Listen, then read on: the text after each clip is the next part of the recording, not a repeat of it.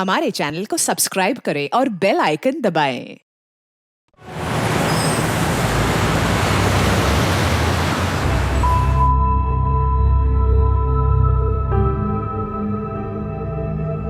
Bye Mitu.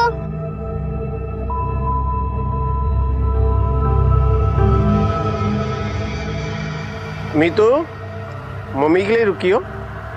यहाँ बैठो। अरे यहाँ आके बैठो ना, मम्मी आ जाएंगी। मीतू, हम क्या बोल रहे हैं?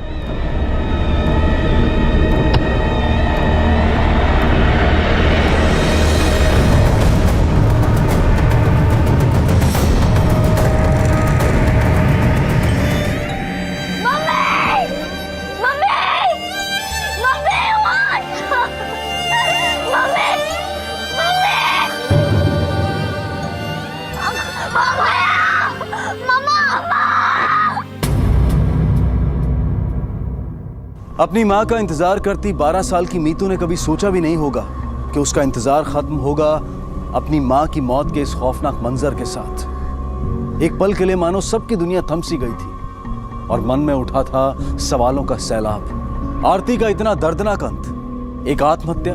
अगर हाँ तो क्यों, और अगर हत्या तो किसके हाथों और क्यों? घटनास्थल पर पहुंचते ही पुलिस भी इन्हीं सवालों से रूबरू हुई और आगे था एक ऐसा जटिल मामला, एक ऐसी दिल दहला देने वाली कहानी जिसकी पेचीदगी के बारे में उस वक्त किसी को अंदाजा तक नहीं था। सर, विक्टिम का नाम आरती प्रभाकर है, उम्र 38 साल के आसपास है। इसी स्कूल में काउंसलर है। इसकी 2 बेटियां जो इसी स्कूल में पढ़ती है। फिलहाल मैंने दोनों को घर भेज दिया है।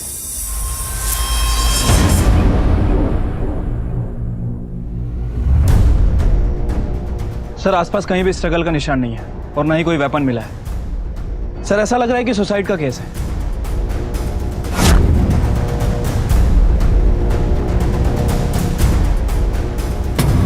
पता करना होगा इस आरती प्रभाकर की कहीं सुसाइडल टेंडेंसी तो नहीं थी। फैमिली, कलीग्स और फ्रेंड्स सबसे पूछताछ करो। Right sir. और यहाँ स्कूल में देखो इसका कोई पर्सनल डेस्क या लॉकर है क्या? ओके, तलाशी लेनी है। ओके सर, चलो।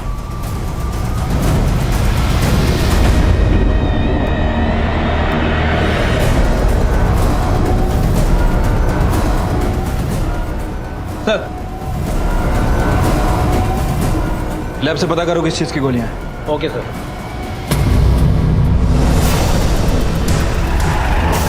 डिप्रेशन में ली जाती हैं ये गोलियां। आरती के पास से मिली, उसके स्कूल से। डिप्रेशन? तुम्हें नहीं पता इसके बारे में? आरती ने कभी कुछ मेंशन नहीं किया? नहीं, कभी नहीं। मतलब पहली बार देख रहा हूँ ये गोलियां मैं। तुम्हें कभी लगा नहीं कि आरती टेंशन में, स्ट्रेस्ड है? टेंशन में तो वो हमेशा ही रहती थी सर। क्या है कि वो सब कुछ मैनेज नहीं कर पाती। स्कूल में फोकस करेगी तो घर में कुछ ना कुछ प्रॉब्लम, घर पे ध्यान देगी तो स्कूल में कुछ ना कुछ गड़बड़, संभल नहीं पाती थी। और तो बच्चियों पे तो ध्यान भी नहीं था। जो मन में आए वो करो। आपकी बातों से तो ऐसा लग रहा है कि आप दुखी कम और नाराज ज्यादा थे अपनी बीवी से। नहीं सर, ऐसा तो कुछ नहीं है। जब आरती की मौत हुई उस समय तुम कहाँ थे? सर, मुंबई गया था ऑफिस के काम से। सप्ताह में 3 दिन जाना पड़ता है। आप दोनों के बीच का संबंध कैसा था? मतलब कोई झगड़ा वगैरह कभी हुआ? नहीं सर, कभी नहीं। मतलब नॉर्मल था, सब अच्छा था। आपकी बेटियां कहाँ हैं? हमें उनसे बात करनी है। रीमा, मीतू, ये पुलिस अंकल आए हैं, आपसे कुछ बात करनी है।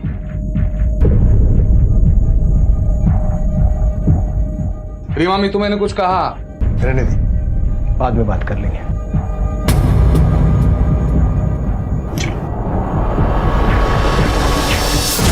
सर, आरती जी स्कूल में काउंसलर थी। वो सबकी प्रॉब्लम सॉल्व करती थी, इसलिए हमारे बिल्डिंग के लोग भी उन्हें अपनी प्रॉब्लम बताते थे। लेकिन सर, वो खुद सुसाइड कर लेंगे ऐसा बिलीव नहीं होता। सर, घर में कुछ ना कुछ तो चल रहा था। रोज रोज की लड़ाई झगड़े की आवाज आती थी। देवेंद्र भाऊ और आरती के बीच में कुछ तो अनबन थी। हाँ साहब, कुछ तो मचमच हुआ था। आरती राय की एक औरत आई थी और बहुत मचमच कर रही थी और बोल रही थी कि उसका पति का आरती राय के साथ कुछ चक्कर चल रहा है। क्या तुम उस औरत को जानते हो? नहीं साहब, मैं उस औरत को नहीं जानता हूँ।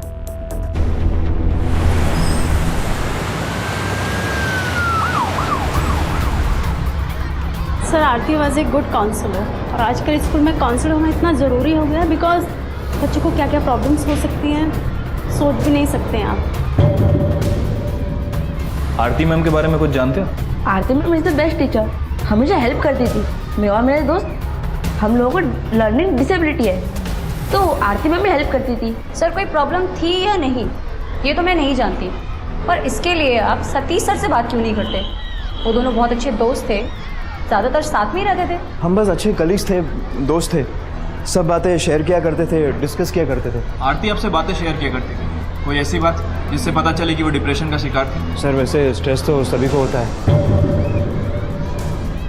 वैसे आरती को भी था, काम का, घर का, बच्चों का, लेकिन उसके अलावा उसने मुझे ऐसी कोई बात नहीं कही। अच्छा, आरती ने कभी अपने पति देवेन के बारे में कुछ बताया?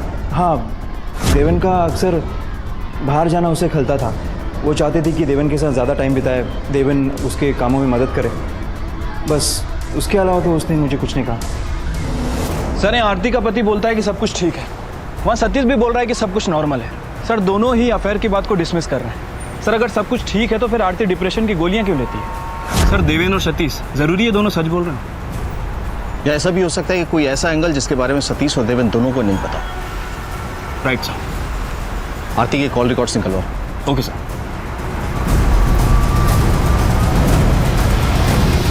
सर, आरती प्रभाकर की पोस्टमार्टम रिपोर्ट और फोन रिकॉर्ड्स आ गए। फोन रिकॉर्ड्स में कुछ मिला? Yes sir. इस नंबर से आरती प्रभाकर को कई बार मैसेज किए जाते थे। इसका नंबर है ये? सतीश इनामदार। सर, कहीं सतीश ने ही आरती को सुसाइड के लिए मजबूर तो नहीं किया? सुसाइड नहीं पाटिल, मर्डर। ये देखो, आरती की मौत ऊपर से नीचे गिरने के बाद नहीं हुई, उससे पहले हुई। हेड इंजरी, उसके सर के पिछले हिस्से में इंजरी है, इंटरनल ब्लीडिंग। ऊपर से जब वो नीचे गिरी, मुंह के बल गिरी थी, उसका जबड़ा टूट गया था, खून निकलता था, लेकिन मौत की वजह इंटरनल ब्लीडिंग। सर, इसका मतलब आरती को मारने के बाद ऊपर से नीचे फेंका गया। इसका मतलब है कि आरती डिप्रेशन पिल्स ले रही थी। सर, कहीं प्यार व्यार का चक्कर तो नहीं? या फिर देवेन, शायद उसे आरती के अफेयर के बारे में पता चल गया था और उसने ही मारा उसे। एक काम करो, देवेन और सतीश दोनों के कॉल रिकॉर्ड्स निकलवाओ और स्कूल के सीसीटीवी फुटेज चेक करो। Right sir. हाँ तो मिस्टर देवेन, उस दिन तुमने हमसे कहा था कि तुम मुंबई में थे। जी सर। लेकिन तुम्हारे फोन रिकॉर्ड बता रहे हैं कि तुम नागपुर में थे, क्या चालू है? झूठ बोला था ना तुमने कि दोस्त हो तुम लोग। रात के 2 बजे फोन कॉल और ये नेक्स्ट डे रात के 1:30 बजे। दोस्त थी ना तुम्हारी, दोस्त को बेवक्त फोन करते हैं रात में। और एग्जैक्टली उन 3 दिनों में जब उसका पति देवेन अपने काम के सिलसिले में घर से बाहर था। झूठ बोला था मैंने सर। एक्चुअली मैं आरती से प्यार करने लगा था। ये बात मैंने उसे कई बार कही थी, लेकिन उसे इन सब में इंटरेस्ट नहीं था। गुस्से में तुमने उसे मार दिया? नहीं सर, मैंने उसे नहीं मारा है। मैं ऐसा आदमी नहीं हूँ। मेरी फैमिली है, बीवी है, बच्चा है। मैं सिर्फ उसे प्यार करता था। मर्डर मैं सोच भी नहीं सकता सर। हमने तुम्हारे ऑफिस में भी पता किया है, उनका मुंबई में कोई भी काम नहीं चलता है। तुमने वहां भी झूठ बोल के रखा है कि 3 दिन तुम घर से काम करते हो। क्या चालू है? दोनों जगह झूठ बोल रहे हो। बोलता है या फिर अपने तरीके से पूछूं? जी मैं मुंबई में था ही नहीं सर, कभी गया ही नहीं। मैं यही होता हूँ नागपुर में, बस घर पे नहीं रहता हूँ हफ्ते के 3 दिन। मेरी एक दूसरी फैमिली है सर, बीवी है, बेटा है, उन्हें दूसरे फ्लैट पे रखा है रेंट पे। और ये बात आरती को पता थी? जी नहीं सर, वो नहीं जानती। और इसीलिए आरती को रास्ते से हटाने के लिए तुमने मार दिया? नहीं सर, मैंने ऐसा नहीं किया सर। आरती को मैंने नहीं मारा। मैं तो उसके स्कूल के आसपास भी नहीं गया। आप चाहो तो चेक करो। स्कूल जाने की क्या जरूरत है? किसी और को भेजकर भी तो मरवा सकता है ना? नहीं सर, लेकिन मैं सर क्यों मारूं उसे? सर सच कहूं तो आरती के सैलरी पे घर चलता था मेरा। उसकी कमाई से तो पॉसिबल होता था ये सब, दो फैमिली मेंटेन करना। इस वक्त आरती की मौत हुई, तू कहाँ था? मैं 4th फ्लोर के कॉरिडोर में था सर। अकेला था या कोई साथ था तेरे? अकेला था सर। कोई और था वहां जो कंफर्म कर सके? नहीं सर। इसका मतलब तेरे पास कोई चीज नहीं है जो साबित कर सके कि तू टेरेस पे नहीं था। सर मेरा विश्वास कीजिए, मैंने आरती को नहीं मारा है। मैं क्यों मारूं उसे? इनफैक्ट मैं तो आरती के लिए अपनी बीवी वाणी को डिवोर्स देने वाला था, क्योंकि मुझे उम्मीद थी कि कभी ना कभी वो देवेन से तंग आकर मेरे पास। और तेरी पत्नी जानती थी कि तू आरती से प्यार करता है? यस सर, इसी बात को लेके हमारे बीच में झगड़े भी होते थे। सर ये देवेन सच बोल रहा है। फोन रिकॉर्ड के हिसाब से देवेन उस दिन नागपुर में ही था। सर देवेन के पास कत्ल करने का मोटिव है, लेकिन मौका नहीं। सर कहीं ऐसा तो नहीं कि देवेन ने ये काम किसी और से करवाया हो? सतीश के पास मौका भी है और मोटिव भी, क्योंकि उसके पास कोई भी ऐसा गवाह नहीं था जो ये साबित कर सके वो टेरेस पे नहीं था, कहीं और था। सर कंफर्म है, आरती की बिल्डिंग में जाकर जिस औरत ने आरती से झगड़ा किया था वो सतीश की पत्नी वानी है, और आसपास के लोगों ने भी उसे पहचाना है। वानी इनामदार, जिसने आरती को धमकी भी दी थी। अनिल, इसके फोन रिकॉर्ड्स निकलवा, पता करते हैं कि ये कत्ल के वक्त कहाँ है। Right sir. अब मैंने कहा था ना रश्मि आंटी, ये है रश्मि। अरे आंटी क्यों, मम्मी बोलो ना। आज से ओके बेटा। और ये यश है। यश तुम्हारी नई बहन है। से हाय। हाय पापा, और रूम नहीं है? मैं लड़कियों के साथ अपना रूम शेयर नहीं करूंगा। एटलीस्ट पुराने घर में मेरा खुद का रूम तो था। क्या चैम्प, PS बोर्ड, अभी तो घर पे आए और अभी से नाराजगी। सर आरती प्रभाकर के बारे में एक लीड मिली है। एज ए काउंसलर आरती प्रभाकर का सोशल मीडिया पर एक अकाउंट है जिसमें कई लोगों ने उसे मैसेज भी किए। सर उन मैसेज में एक मैसेज ऐसा भी है जिसमें उसे गालियां भी दी गई। सर आरती ने वो मैसेज तो डिलीट कर दिए, लेकिन हमने उस कंप्यूटर का IP एड्रेस ट्रेस कर लिया है जिससे उसे मैसेज भेजे गए। इसका कंप्यूटर? ईशान इनामदार, आरती की स्कूल में ही पढ़ता है। ईशान इनामदार? यस सर, सतीश का बेटा। सर हो सकता है कि उसे आरती और सतीश के बारे में पता चल गया। चलो अच्छा है, माँ से तो बात करनी थी, माँ और बेटे दोनों से बात करते हैं, लेकिन उससे पहले स्कूल में जाके ईशान के बारे में इंफॉर्मेशन इकट्ठी करें। Right sir. Ishaan? No sir, Ishaan क्या प्रॉब्लम करेगा? वो तो अच्छा स्टूडेंट है, वो तो कैप्टन भी है फुटबॉल टीम का। अच्छा बेटा, ईशान ने कभी आरती मैम के बारे में कुछ कहा तुमसे? Ishaan used to hate her. Ishaan Aarti ma'am से हेट क्यों करता था? आरती मैम और ईशान के पापा सब साथ में घूमते थे और बातें करते थे, जो ईशान को पसंद ही नहीं था।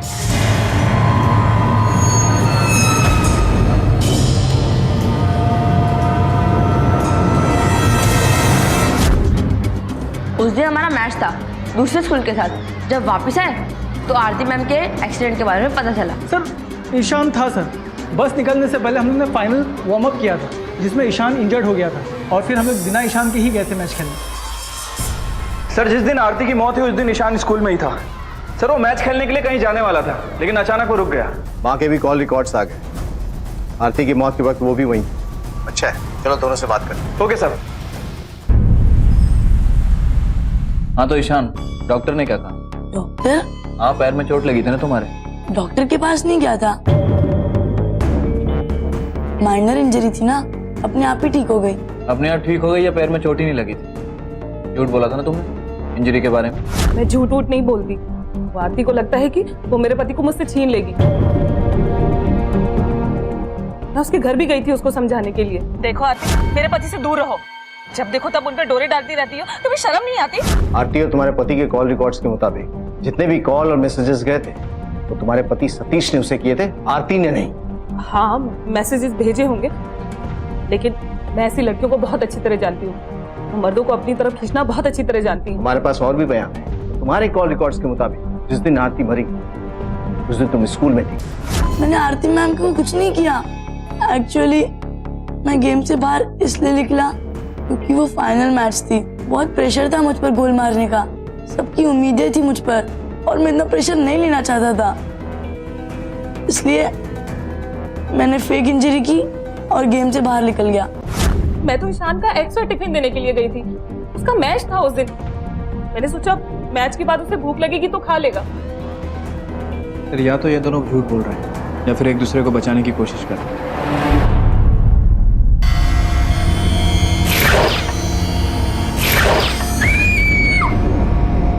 मीतू क्या हुआ?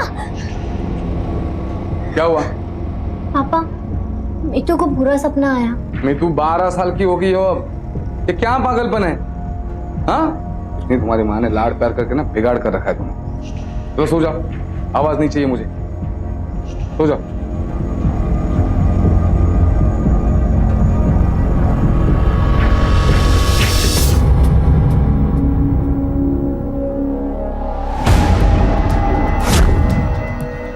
मीतू मीतू मीतू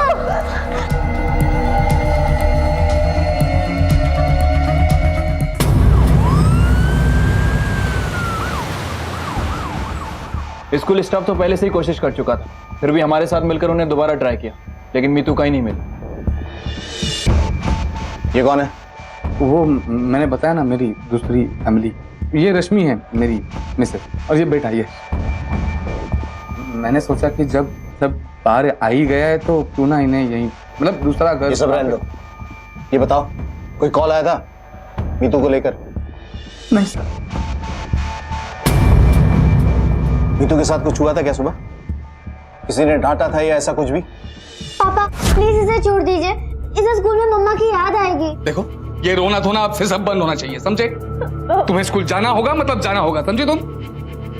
लो पकड़ो। नहीं सर, ऐसा तो कुछ नहीं हुआ था, कुछ नहीं, वाकई कुछ नहीं हुआ।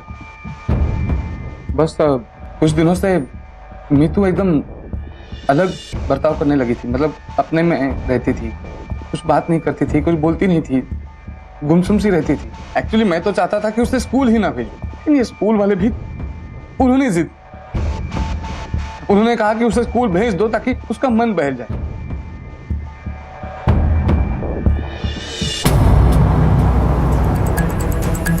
देवेन की दूसरी पत्नी का कॉल रिकॉर्ड्स निकल रहा। आरती की मर्डर से सबसे ज्यादा फायदा उसी का हुआ, उसी का रास्ता साफ। राइट सर, अब नई फैमिली आसानी से उसके साथ रह सकती है। एग्जैक्टली।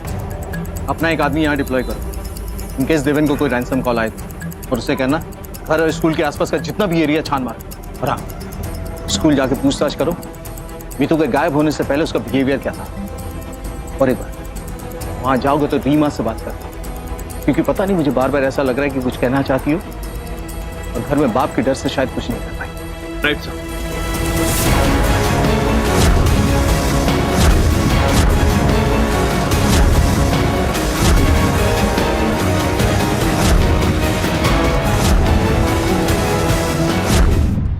हमेशा काफी डरी हुई सी रहती थी वो। बड़ी बहन रीमा के बिना तो हिलती तक नहीं थी। रीमा काफी ध्यान रखती थी उसका। सर मैंने खुद मिस्टर प्रभाकर को फ़ोन किया था उन्हें समझाने के लिए। ये एक प्रोफेशनल ओपिनियन है आपके लिए कि आप मीतू को कुछ दिनों के लिए स्कूल ना भेजें। She is scared. अगर वो डरी हुई है तो आप लोग क्या कर रहे हो मैडम? हाँ, स्कूल की भी कोई जिम्मेदारी बनती है या नहीं बनती है? क्या आपने भी सीख लिया है अपनी जिम्मेदारी दूसरों पर डाल देना? पर वो नहीं माने। रीमा बेटा, अगर तुम कुछ भी जानती हो तो प्लीज़ हमें बता दो, छोटी से छोटी इन्फॉर्मेशन भी हमारे काम की। रिसेंटली मीतू से तुम्हारी कुछ बात हुई? कुछ कहा उसने तुमसे? वो कुछ बात नहीं करती थी, बस आप उसे ढूंढ लीजिए सर। अच्छा, तुम्हारे पापा देवेन, उन्होंने कुछ कहा था मीतू से? कभी डाटा वगैरह कुछ ऐसा? वो स्कूल नहीं आना चाहती थी और पापा उसे यहाँ आने के लिए फोर्स करते थे। That's it। सर मीतू तो स्कूल आना ही नहीं चाहती थी सर, डर लगता था उसे। उसका फादर जबरदस्ती उसे स्कूल भेजता था सर। उसकी नई फैमिली, सर कहीं ऐसा तो नहीं कि नई फैमिली और स्कूल के चक्कर में वो घर छोड़कर भाग गई हो? क्योंकि सर अभी तक कोई भी हमें कॉल नहीं आया। सर किडनैपिंग की कोशिश हो सकती है। Okay sir.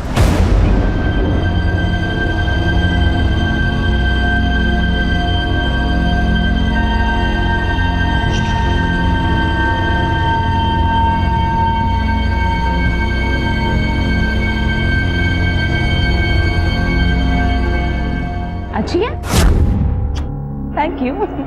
अब जब ये मीतू बोर होगी या फिर सैड होगी या गुस्सा आएगा तो फिर मीतू क्या करेगी? Drawing. Yes, thank you mama. Your welcome बेटा।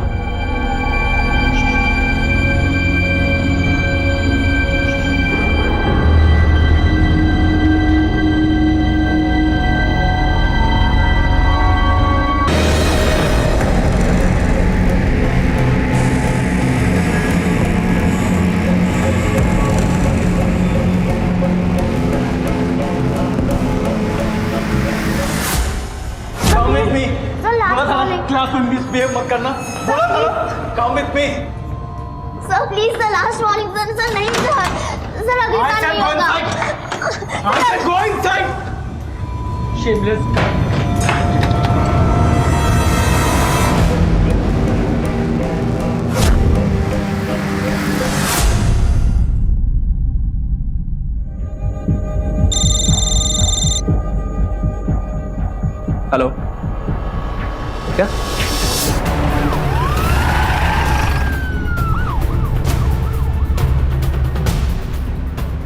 सर, कबीर ने मीतू को इस एरिया के आसपास देखा था। मैंने भी इस एरिया के आसपास छानबीन की तो मुझे ये बैग मिली। देखो इसमें क्या है।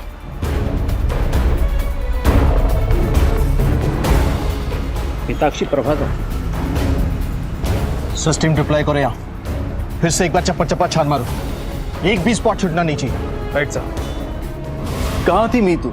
क्या उसका पीछा करते हुए उस आदमी ने उसे अपने कब्जे में ले लिया था?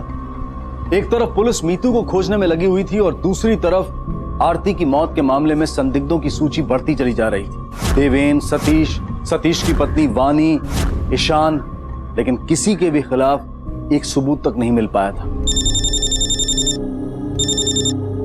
हेलो, मैं एसएस हॉस्पिटल से बात कर रही हूँ। पुलिस आपकी बेटी मीतू को एसएस हॉस्पिटल लेकर आई है। आप जल्दी से यहाँ आ जाइए। डॉक्टर, मैं देवेंद्र प्रभाकर, वो मीताक्षी की छोटी बेटी है, वो एडमिट है यहाँ पे, फादर। अच्छा अच्छा, वो जो पुलिस को सड़क पर बेहोश मिली थी? जी सर, वही। तबीयत कैसे है उसकी? कंडीशन स्टेबल है उसकी, शॉक में है वो। अभी इसमें समय लगेगा। एक इम्पॉर्टेंट बात है, बच्ची की फिजिकल रिकवरी तो हो गई है, लेकिन मेंटल रिकवरी में टाइम लगेगा। शायद काउंसलिंग की भी जरूरत पड़े। रेप हुआ है उसका। आपको उसने कभी कुछ बताया नहीं, या घर में कभी किसी और को? क्योंकि ऐसी हालत में बच्चे नॉर्मल बिहेव नहीं करते। सर, मेरी बेटी लापता थी तो कैसे बात? ये रेप अभी नहीं हुआ है, पहले हो चुका है। जो रेप वुंड्स हैं, जो घाव हैं, वो काफी पुराने हैं।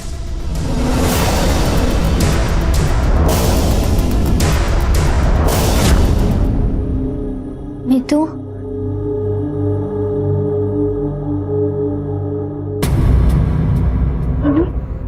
क्या करें? सुना नहीं डॉक्टर ने क्या कहा? आराम करने दो उसे। जाओ बाहर जाओ रीमा।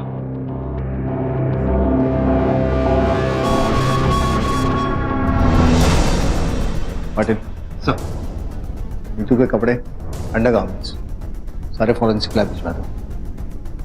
होपफुली सीमेंट स्टेन मिलना चाहिए।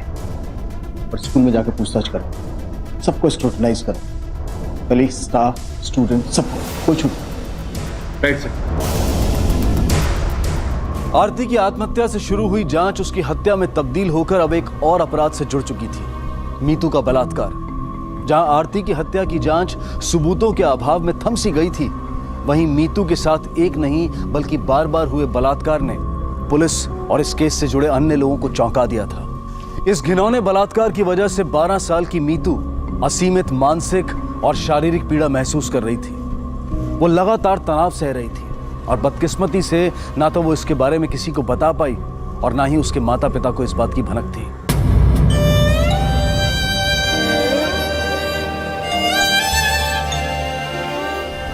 वो तो गुड स्टूडेंट है, कभी कोई टीचर ने पनिश नहीं किया उसको।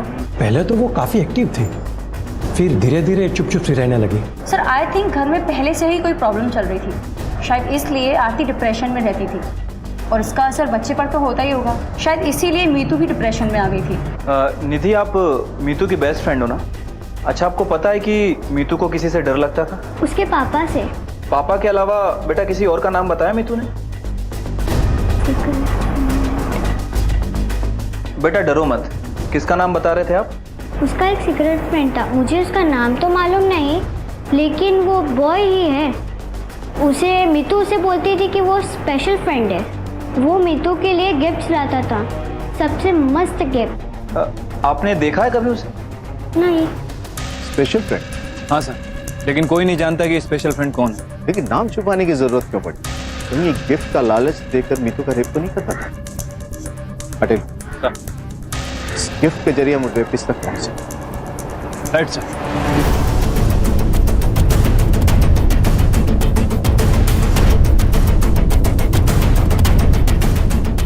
सर, सारे नए किसके हैं ये सारी चीजें मीतू की नहीं है। मीतू हर बार पापा से ये सारी चीजें मांगा करती थी, लेकिन पापा ने उसे कभी नहीं दिलाई थी। अरे लेकिन क्यों चाहिए तुम्हें स्पेशल कलर्स? और वैसे भी तुम्हारे पास तो दीदी के कलर्स है ना मीतू? पर पापा वो बहुत पुराने हो चुके, सूख गए, अच्छे से कलर भी नहीं निकलता है। पापा, सारे फ्रेंड्स के पास कलर है और मेरे पास है ही नहीं। तुम मुझ पे जबान चलाओगे भी? हाँ? देवेन, क्या हुआ? कलर्स ही मांग रही है ना, तो क्या हुआ, खरीद दो। सवाल सिर्फ कलर्स का नहीं है। आज कलर्स मांगे, कल मोबाइल मांगेगी, परसों गाड़ी मांगेगी। क्यों? क्योंकि इसके फ्रेंड्स के पास। जितने भी गिफ्ट्स हैं एनालिसिस के लिए जब्त कर लो। Right sir.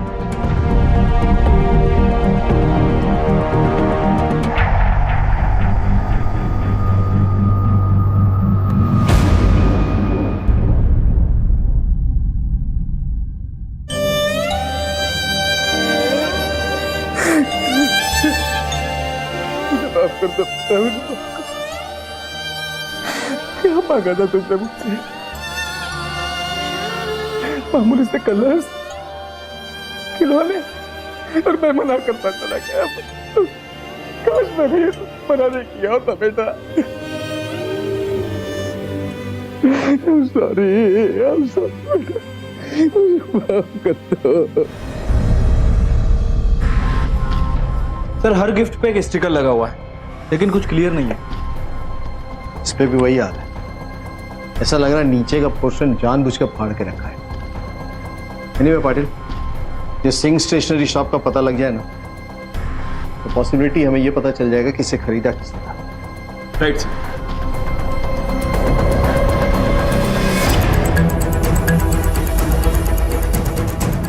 ये सारे गिफ्ट आपकी दुकान के हैं? स्टिकर तो हमारी दुकान का है, ये हमारी दुकान से खरीदा है। बता सकते हैं कि किसने खरीदा था? इसे कैसे बता सकते हैं साहब, कितने लोग आते हैं, कितने खरीद के जाते हैं। फिर भी इतने सारे आइटम कोई एक साथ तो नहीं खरीदता ना, कोई तो रेगुलर कस्टमर होगा ना आपका। हाँ याद आया, अब इनामदार साहब है ना, उनका बच्चा आता है यहाँ पर, उनका खाता चलता है यहाँ पर। नाम बता सकते हैं उसका? हाँ एक मिनट सर। ईशान इनामदार। ईशान इनामदार, सतीश इनामदार का लड़का? हाँ वही, उसके पापा टीचर है ना स्कूल में, उन्हीं का लड़का है। तुम्हारा है ना? ये भी तुम्हारा है ना? ये सब तुम्हारे हैं? ये सब मेरे ही हैं, और स्कूल में चोरी हुए थे। सिर्फ मेरे ही नहीं, मेरे सारे फ्रेंड्स की भी चीजें चोरी होती थी। कोई तो था जो चोरी करता था, पर कब वो नहीं पता। ईशान एक बात सच बताओ, ये सारे गिफ्ट तुमने मीतू को नहीं दिए थे? सर मैं मीतू को नहीं जानता। I mean, मैं जानता हूँ कि आरती मैम की 2 बेटियां हैं, पर मैं रीमा को जानता हूँ, वो मेरी स्टैंडर्ड में तो है। क्या लगता है सर, ये ईशान सच बोल रहा है? नजर रखो इस आरती से नफरत करता है, उससे मीतू को नुकसान पहुंचाया होगा पॉसिबल है, क्योंकि इसके पास मोटिव है। अभी स्कूल में था तो मौका भी है। Right sir. ध्यान करो, उसके जितने भी दोस्त हैं स्कूल में, सबसे पूछताछ की। Okay sir.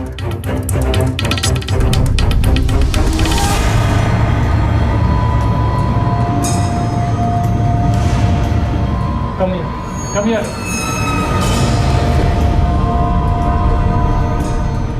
रीमा तुम्हें लास्ट वार्निंग दे रहा हूँ, अगर अब मिसबिहेव किया ना तो सीधा प्रिंसिपल के ऑफिस में लेके जाऊंगा। Now go. रीमा इधर आओ। तुम्हें स्टोर रूम में क्यों बंद किया था? सर मेरी गलती थी, और माय फॉल्ट। चल बेटा घर आ गए हम। अब कोई तकलीफ नहीं होगी तुझे, ठीक है? आराम कर यहाँ। ओके?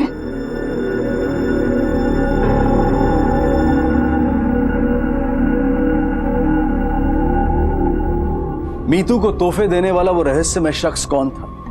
इस सबसे साफ था कि मीतू के साथ बलात्कार करने वाला स्कूल में से ही कोई था।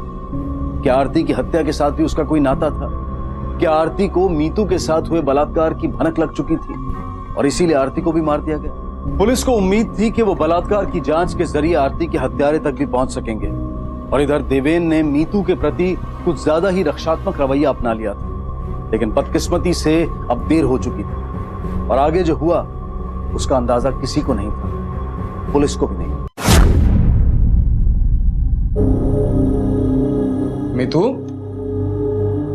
मीतू, अब तक सही हो, उठो मीतू, मीतू, मीतू, मीतू, मीतू, मीतू।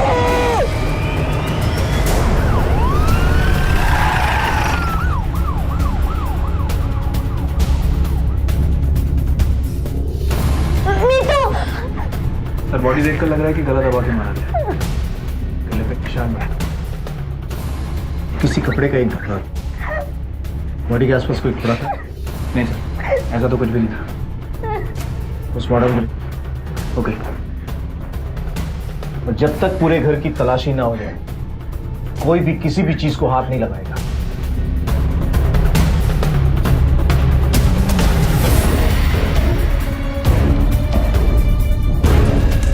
घर के अंदर इस बिल्डिंग सारे एरिया को स्कैन करो। अगर इनमें से किसी ने मर्डर किया ना तो कपड़ा में आसपास ही मिलना चाहिए। Right sir. और सुनो, जितने भी लोग हैं सब पे कड़ी नजर रखो, शायद कोई सबूत मिटाने की भी कोशिश करें। Okay sir.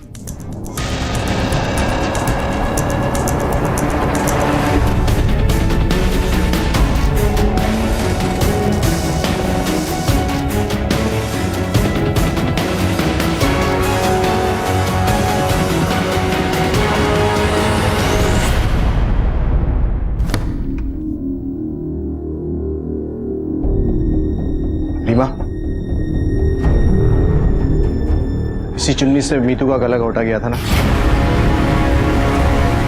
जब तुम ये फेंक रही थी ना, हमारे कांस्टेबल ने देख लिया था।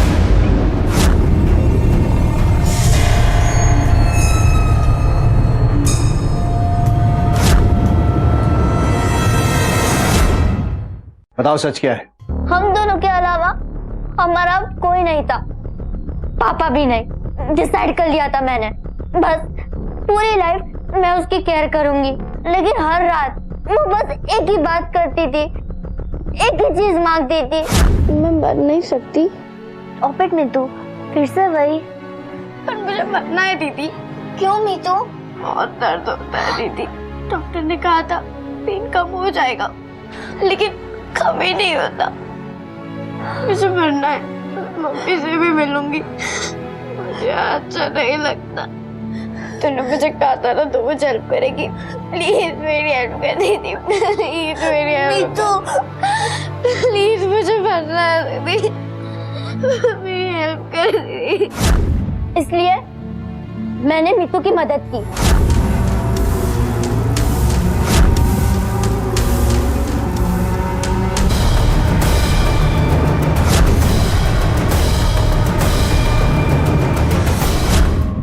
बेहद दुखद और दयनीय अंत सिर्फ मीतू का नहीं, उसके परिवार का। अपने पति की अपेक्षाओं का भार झेलती आरती की दुर्दशा और फिर उसकी हत्या, फिर छोटी बेटी का बलात्कार और उसकी हत्या उसकी अपनी ही बहन के हाथों। कितना भयंकर होगा वो मानसिक और शारीरिक तनाव जिससे बचने के लिए मीतू मौत को गले लगाने के लिए तैयार थी। मीतू की मौत की जिम्मेदार सिर्फ रीमा नहीं है, बल्कि वो अपराधी है जिसने उसके साथ बलात्कार किया। वो पिता है जिसकी सख्ती ने उसे अजनबियों से तोहफे लेने पर विवश किया। वो सौतेली माँ है जिसने उसे ममता की बजाय उपेक्षा दी। लेकिन कानून के अनुसार मीतू की हत्या रीमा के हाथों हुई। कोर्ट ने रीमा को काउंसलिंग का आदेश दिया है, लेकिन दो सवाल अब भी कायम थे। किसने किया था मीतू के साथ बलात्कार और कौन था आरती का हत्यारा? क्या ये दोनों अपराध वाकई में आपस में जुड़े हुए थे? सर, मीतू की यूनिफॉर्म की फॉरेंसिक रिपोर्ट।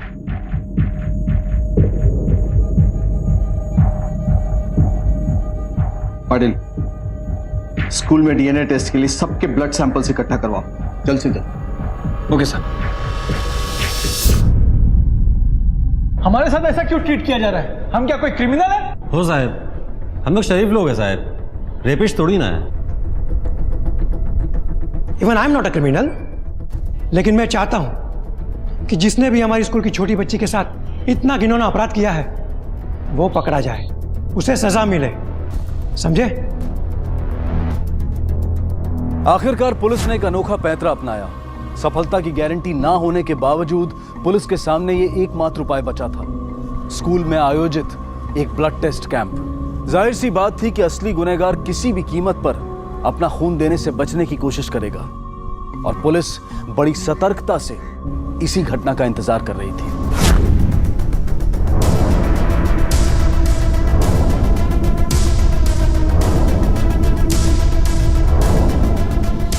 एक मिनट।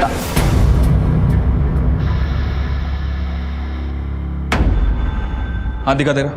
काय झालं हाथ दिखा। ज्यादा होशियार समझता अपने आप को?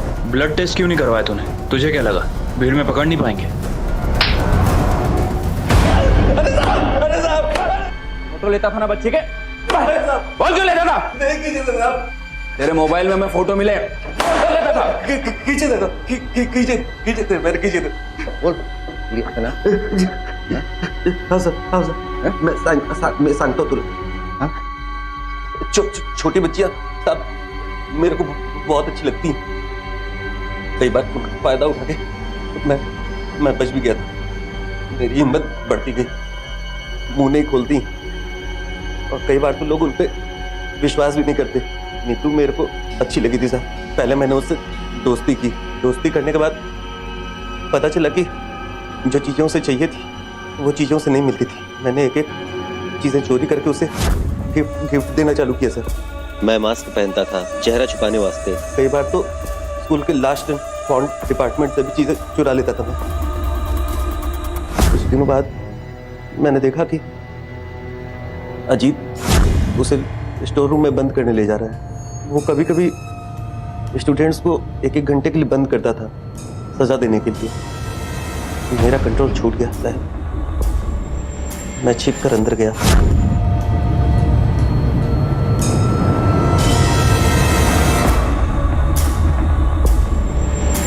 तो वापस से उसका रेप किया।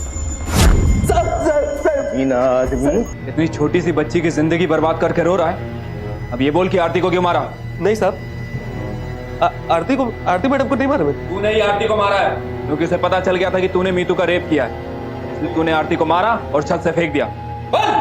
अरे नहीं साहब, मैं काय को मारूंगा आरती मैडम को? आदमी कायर मुझको मारेगा? तुम नहीं बताएगा? नहीं साहब, मैंने नहीं मारा। नहीं बताएगा तू? इसको तब तक मारो जब तक ये कबूल न करे कि इसको आरती को कैसे मारा है।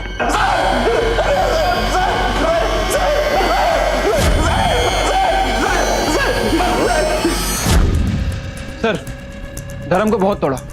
उसने कबूला है कि इससे पहले उसने 2 और लड़कियों को मोलेस्ट किया था, लेकिन सर आरती के बारे में कुछ नहीं बताया। सर मुझे लगता नहीं कि आरती की हत्या में उसका कोई हाथ है।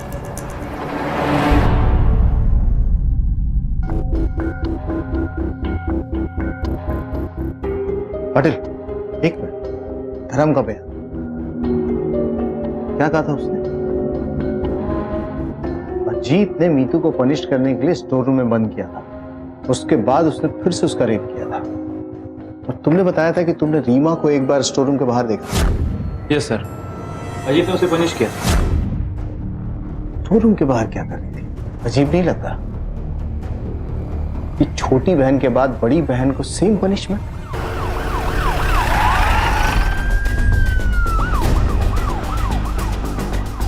तो तुमने रीमा को पनिश किया था, लॉक किया था उसे? सर वो क्या लगा रखा? जवाब दो। हाँ सर, मैंने ही लॉक किया था वो पनिशमेंट देने के लिए। सर उसने होमवर्क ही नहीं किया था 3 बार सर, 3 बार वो होमवर्क ही नहीं किया। और सर पूछो तो बैक आंसरिंग करती थी। सर अजीत सर को ज़्यादा ही स्ट्रिक्ट है। अगर उनके हिसाब से रीमा बुरी स्टूडेंट है तो ट्रस्ट मी, पूरे स्कूल में आपको उससे अच्छी स्टूडेंट मिलेगी ही नहीं। सर मीतू अजीत की क्लास को छोड़कर हर क्लास में डिसिप्लिन रहती थी, पढ़ाई में भी अच्छी थी, लेकिन सर वो अजीत की क्लास में ऐसा क्यों करती? ताकि वो उसे पनिश कर सके। लेकिन सर कोई जानबूझकर ऐसा क्यों करेगा? मान लो मीतू के रेप के बारे में रीमा को पता हो और उसने ठान लिया था कि रेपिस्ट को पकड़े, लेकिन वो स्पेशल फ्रेंड, वो रेपिस्ट कौन था किसी ने नहीं देखा था। मीतू ने भी नहीं, उसने देखा था तो सिर्फ वो स्टोर रूम, और यही बात उसने रीमा को बताई। और रीमा को ये उम्मीद थी कि जब वो स्टोर रूम में जाएगी वो रेपिस्ट आएगा और उसे रंगे हाथों पकड़ लेगा।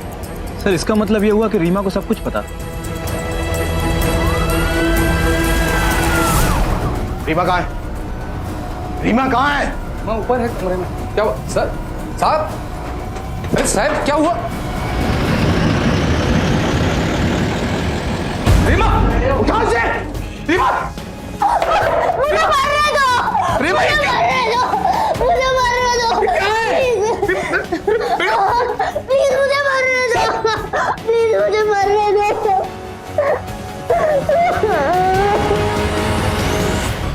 नीतू का रेप हुआ था। मैं बिलीव ही नहीं कर पाई कि मेरी छोटी बहन का किसी ना एक दिन स्टोर रूम के बाहर से पास होते वक्त, दीदी वो कौन है? आई डोंट नो, मुझे कमरे में लेके गया और मुझे बहुत दर्द किया, चोट आई, अभी भी दर्द हो रहा है। दीदी, मम्मा को मत बताना। मीतू, मम्मा को बताना पड़ेगा वरना हम उसे पकड़ेंगे कैसे? मम्मा गुस्सा हो जाएंगी। गुस्सा? हाँ दीदी, मम्मा ने कहा था कि इस बारे में किसी को बताना नहीं है। मतलब मम्मा को पता था कि तुम्हारे साथ? हाँ दीदी, मम्मा को पता था।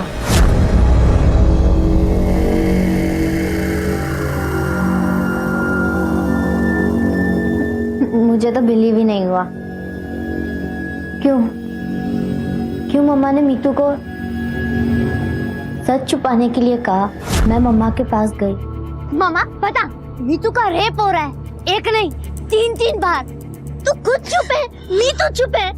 उसका रेप हो रहा है और उसे तेरा डर है, तेरे प्रॉमिस का डर है। कैसा प्रॉमिस है ये? सोच, तेरे पापा क्या सोचेंगे कि मैं दोनों बेटियों का ख्याल नहीं रख पाई। कैसी माँ हूँ मैं। अगर उन्हें पता चल गया कि उसके साथ रेप हुआ है, वो तो मेरा चेहरा भी नहीं देखेंगे रीमा, सब खत्म हो जाएगा। क्या फर्क पड़ता है? तू कौन सी दुनिया में जी रही है? तेरी बेटी का रेप हुआ है, समझ नहीं आता तुझे? रीमा मेरी बात समझ। तुझे लोगों की पड़ी है, स्कूल की पड़ी है, पापा की पड़ी है। हाँ, तू सेल्फिश है। I hate you, but you know what, मैं जा रही हूँ पुलिस को बताने। रीमा, तुम पागल हो गई हो। अगर पुलिस को पता चला तो सब खत्म हो जाएगा रीमा। रीमा, रीमा, मम्मा, मम्मा, मम्मा, I'm sorry. Rima, I beg you, don't hate me. I'm sorry.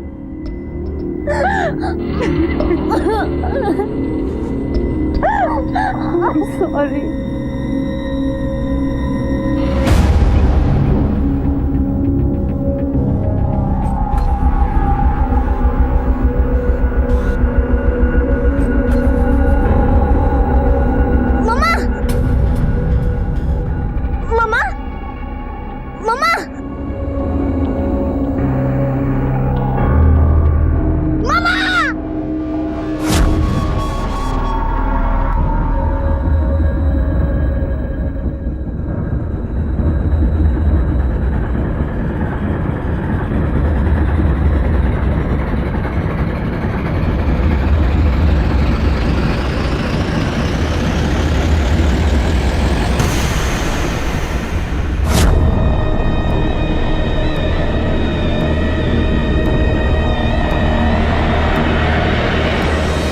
Deven को मेहनती आरती के प्रति कभी कोई सहानुभूति महसूस नहीं हुई।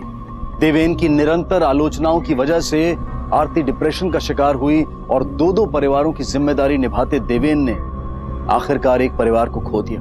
खुद एक काउंसलर होने के बावजूद आरती ने अपनी बेटी के बलात्कार पर पर्दा डालने की कोशिश की। अपनी बेटी की बजाय उसने अपनी प्रतिष्ठा की रक्षा करना ज्यादा बेहतर समझा। आखिर ये सब ना होता तो रीमा का गुस्सा इस तरह से आरती और मीतू की मौत का कारण न बनता। 16 वर्ष की उम्र में रीमा पर एक अपराधी होने की मोहर लग चुकी थी। अपने परिवार में संवेदना, सहानुभूति और प्यार की नींव रखी। परिवार को जोड़ते विश्वास को कायम रखी। बुरे वक्त में एक दूसरे का सहारा बने और मिलकर समस्याओं का समाधान निकालें। इसी विचार के साथ अब मैं अनूप सोनी आपसे विदा लेता हूं। फिर मुलाकात होगी अगले एपिसोड में एक और चौंका देने वाले केस के साथ। तब तक अपना और अपने परिवार का ख्याल रखें और देखते रहें क्राइम पेट्रोल डायल 100।